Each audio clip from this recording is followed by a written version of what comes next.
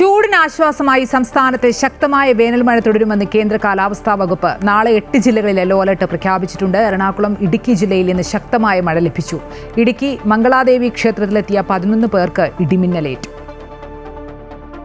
മധ്യ കേരളത്തിലെയും വടക്കൻ കേരളത്തിലെയും ജില്ലകളിലാണ് ശനിയാഴ്ച യെല്ലോ അലർട്ട് പ്രഖ്യാപിച്ചിരിക്കുന്നത്.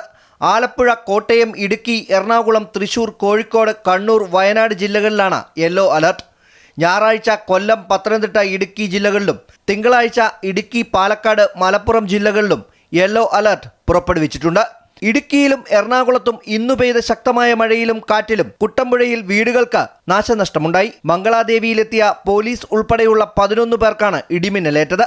പരിക്ക് ഗുരുതരമല്ലെങ്കിലും എല്ലാവരെയും കുമളി ആശുപത്രിയിൽ പ്രവേശിപ്പിച്ചു. മഴ ശക്തമായതോടെ സംസ്ഥാനത്തെ ചൂടിനും കുറവുണ്ടായിട്ടുണ്ട്.